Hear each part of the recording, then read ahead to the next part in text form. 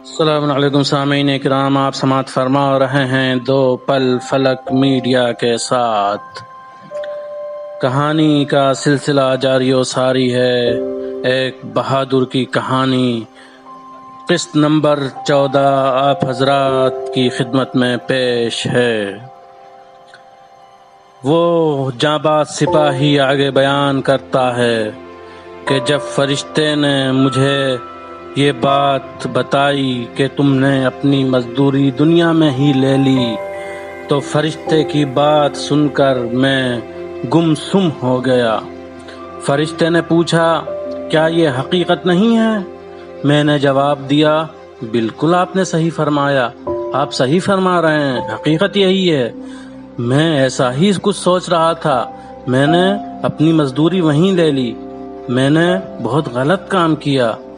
میں نے مایوسانہ لہجے میں فرشتے سے ایک بار پوچھا، اب میں کیا کروں؟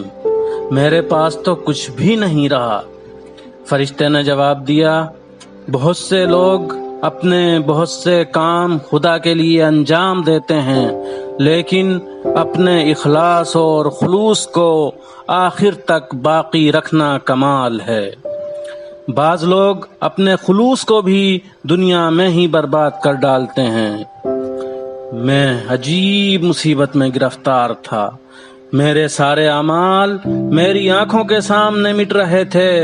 اے کاش میں نے کسی کا مذاق نہ اڑایا ہوتا، اے کاش میں نے کسی کی غیبت نہ کی ہوتی، اے کاش میں کسی سے الٹا سیدھا مذاق نہ کرتا۔ اگر میں نے ایک کام بھی خلوص کے ساتھ انجام دیا ہوتا تو میری برائیوں پر وہ ایک عمل ہی غالب آ جاتا، کیونکہ قرآن نے یہ بھی کہا ہے کہ نیکیاں برائیوں کو ختم کر دیتی ہیں۔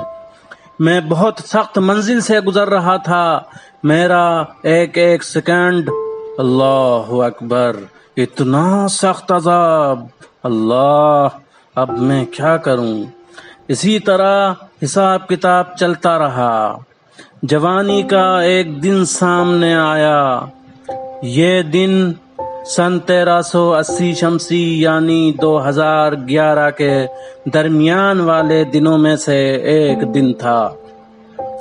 اب تو میری خوشی کے ٹھکانے ہی نہیں تھے، اور خوش ہونا بھی چاہیے، کیونکہ جب میں زندگی کے اس روز کو اپنے نامہ اعمال میں دیکھ رہا تھا تو حساب والے فرشتے نے کہا، مبارک ہو، امام حسین علیہ السلام کے حکم کی وجہ سے تمہارے 5 سال کے گناہ بخش دیے گئے۔ ان 5 برس کا کوئی حساب کتاب نہیں ہوگا۔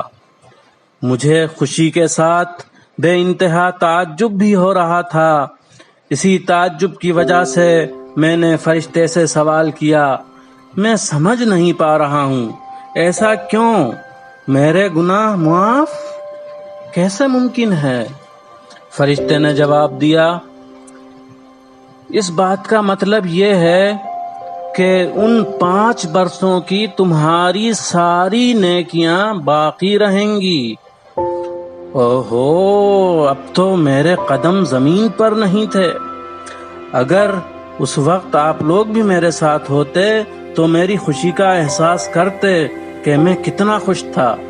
میں نے فرشتے سے پوچھا، امام حسین نے ایسا حکم کیوں دیا ہے؟ اس کے جواب میں مجھے فلم دکھائی جانے لگی۔ وہ فلم کیا تھی؟ صدام کی حکومت کا خاتمہ ہو چکا تھا۔ مجھے توفیق ملی تھی کہ کئی بار امام حسین علیہ السلام کی زیارت کا شرف حاصل کروں۔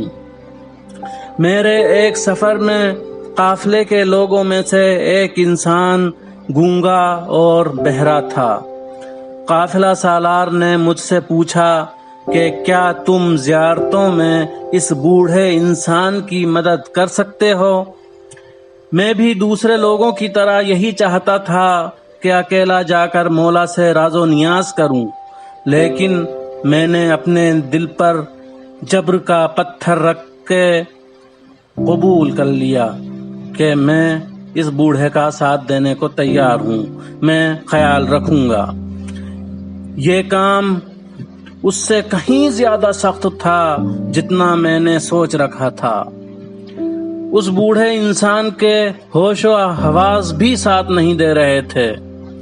اس کی مستقل دیکھ بھال کرنی تھی۔ اگر 1 منٹ کے لیے نظر ہٹ جائے تو وہ انسان کھو جائے۔ میرا یہ کربلا کا پورا سفر اس انسان کی دیکھ بھال میں گزرا۔ یہ بوڑھا انسان روزانہ میرے ساتھ حرم جاتا اور ہوٹل میں واپس آتا۔ میرے خلوص میں کافی کمی آ چکی تھی، کیونکہ مجھے زیارت سے زیادہ اس بوڑھے انسان کی فکر لاحق رہتی تھی۔ واپسی والے دن یہ بوڑھا انسان ایک لباس خریدنا چاہتا تھا۔